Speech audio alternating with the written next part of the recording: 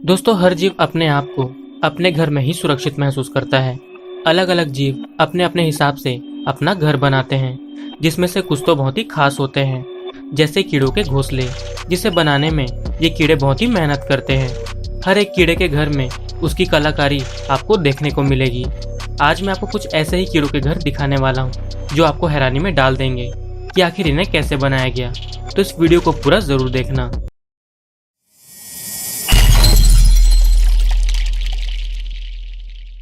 Weaver एंट।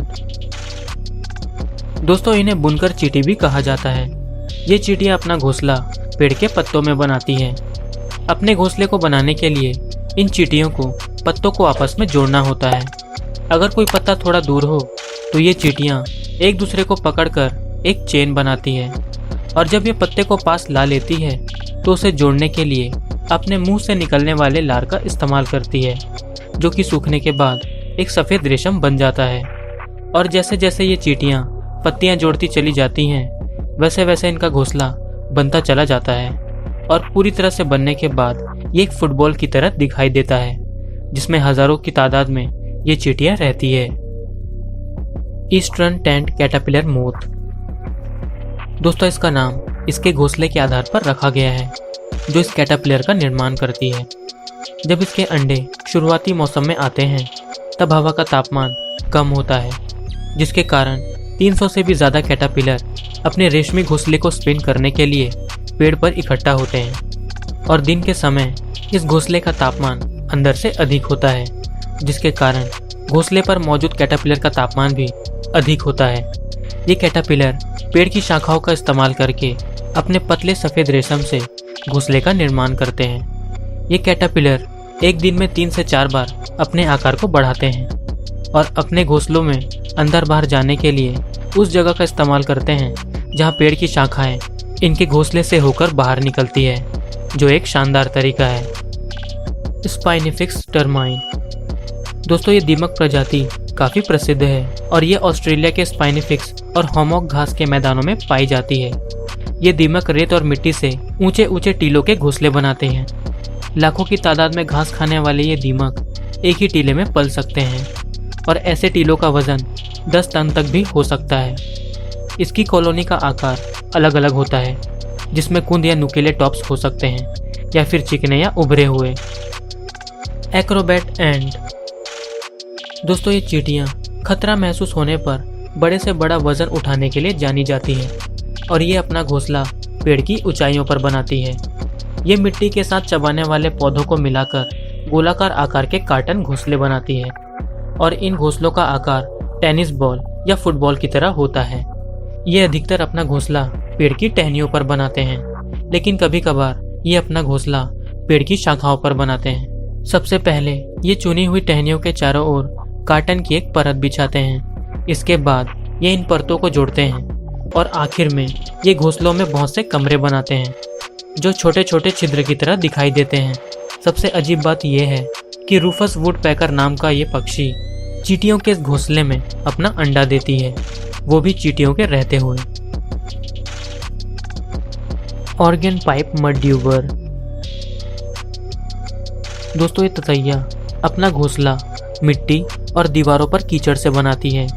ये अपना घोंसला बनाने के लिए ऐसे जगह को चुनती है जहाँ सूरज की रोशनी और बारिश से बची हुई सूखी जगह हो। मादा ततैया अपना घोंसला बनाने के लिए कीचड़ को पाइप का आकार देती है, और इसे ब्रूम चैम्बर्स में बांट देती है, जहां वो अपना अंडा और छोटे छोटे मकड़ियों को खाने के लिए रखती है। मादा ततैया घोंसला बनाने से पहले उस जगह की स्थिरता और काफ़ी कुछ स्रोतों का परीक्षण करती है। जब वो पूरी तरह से संतुष्ट हो जाती है, तो वो अपने जबड़ों से कीचड़ को छानना शुरू करती है, और फिर उसे अपने सामने के पैरों से गुजारते हुए घोंसले का निर्माण करती है, जिसके बाद कीचड़ के हर भार के साथ वो बीच में शुरू होने वाली एक पट्टी बनाती है, जो सतह को पूरा करने के लिए नीचे की ओर जाती है। इस घोंसले का आकार बाहर से उल्टे वी की तरह दिखाई देता है। जब मादा घोंसला बना रही होती है, तो नर बाहर से उसकी रखवाली करता है। जब घोंसला पूरी तरह से तैयार हो जाता है, तो ये उसमें अपना खाना इकट्ठा करना शुरू कर देते हैं। Small brown paper wasp. दोस्तों, इसे ऑस्ट्रेलियाई पेपर ततैया के रूप में भी जाना जाता है। इनका घोंसला बिल्कुल मधुमक्खी के छत्ते जैसा होता है। ये ततैया अपना कॉम वहीं बनाती है जहाँ पहले से बहुत सारी कॉलोनी बनी हो, और ये सभी कॉम एक छोटी डंठल द्वारा एक शाखा पर लटकी हुई होती है। ये ततैया अपना कॉम लार के साथ सड़ने वाली लकड़ी को मिलाकर बनाते हैं, और इन सभी कॉलोनी को मादा ततैया के एक ग्रुप ने बनाया है। जब इस कॉम को बनाने की प्रक्रिया शुरू होती है तो शुरुआत के पहले कॉम का आकार बड़ा होता है और आगे बनने वाले कॉम का आकार छोटा होता है, जिसे बाद में जोड़ा जाता है।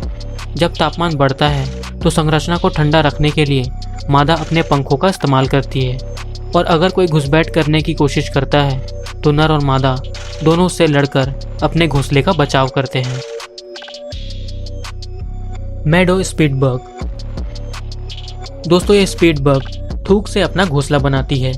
वसंत ऋतु के शुरू होने के कुछ समय बाद ही ये स्पीड बग धूप और हवाओं से रहित घास के पौधों पर एक जगह तलाश करती है, जिसके बाद ये उस पौधे का रस पीकर स्पीटल बनाना शुरू करती है।